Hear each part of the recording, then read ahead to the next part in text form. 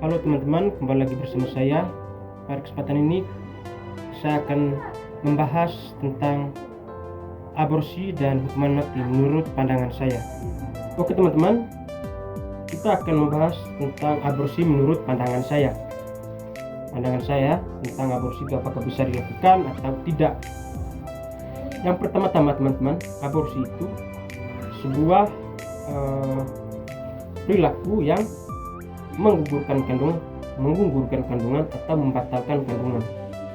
Artinya teman-teman, kandungan itu akan ditiadakan ketika digugurkan. Nah teman-teman, aborsi itu atas dasar pertimbangan baik itu hukum, kepribadian ataupun kesehatan.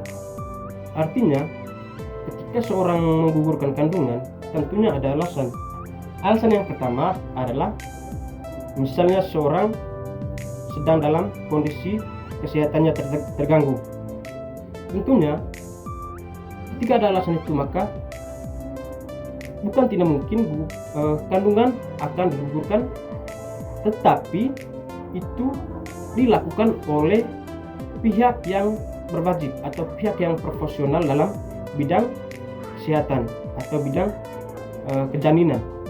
Nah teman-teman, misalnya seorang menggugurkan kandungan atas dasar alasan kesehatan, misalnya kesehatannya terganggu, yaitu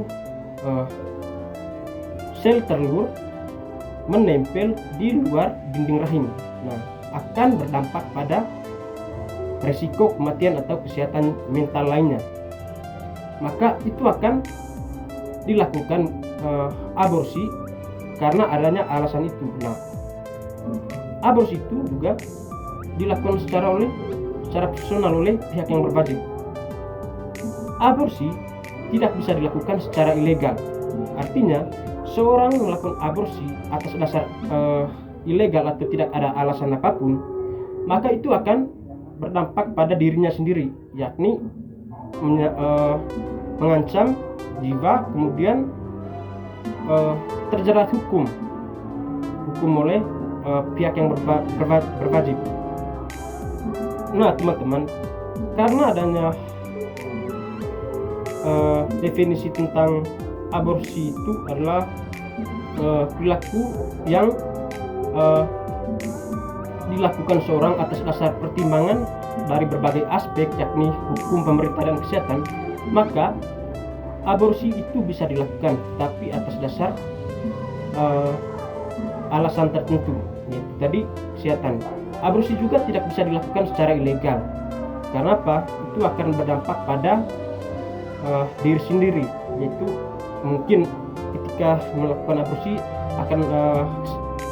akan ada sakit yang lain atau apa ketika itu dilakukan secara ilegal. Tapi kalau dilakukan oleh pihak yang profesional di bidang itu, maka itu akan aman.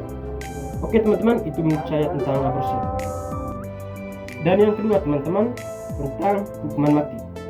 Menurut pandangan saya, hukuman mati itu adalah aturan dari pemerintah, ya.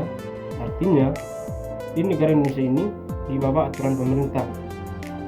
Teman-teman, ketika seorang melakukan kesalahan atau misalnya kesalahan membunuh orang, maka kemungkinan besar aturan hukuman mati itu akan berlaku. Nah, contoh yang kedua, ketika seorang atau terorisme di suatu negara, bila mana ada terorisme di dalamnya, maka negara itu akan terancam. Artinya semua masyarakat akan terancam juga karena akibat terorisme. Nah, terlebih khusus negara Indonesia ini, bahwasanya hukuman mati itu sangat berlaku ketika seseorang dapat membuat kesalahan yang fatal. Menurut saya, hukuman mati itu bisa dilakukan dan dijalankan, tetapi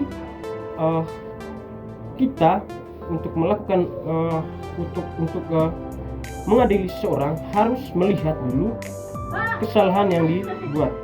misalnya tadi membunuh orang, terorisme, itu adalah salah satu contoh perbuatan kejahatan yang dilakukan oleh seorang pada orang lain.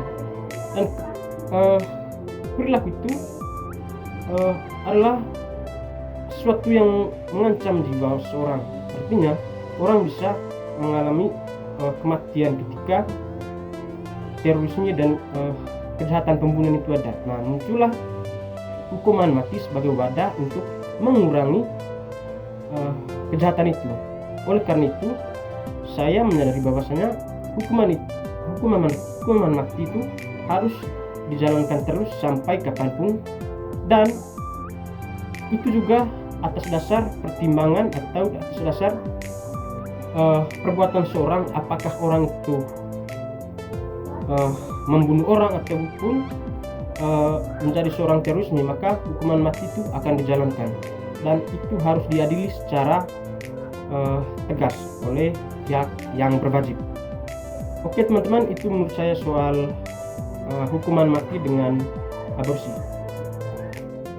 Oke teman-teman, terima kasih. Itu saja video dari saya tentang aborsi. Ketika ada kesalahan dan pandangan lain menurut kalian tentang aborsi dan hukuman mati, silakan komen di kolom komentar. Terima kasih.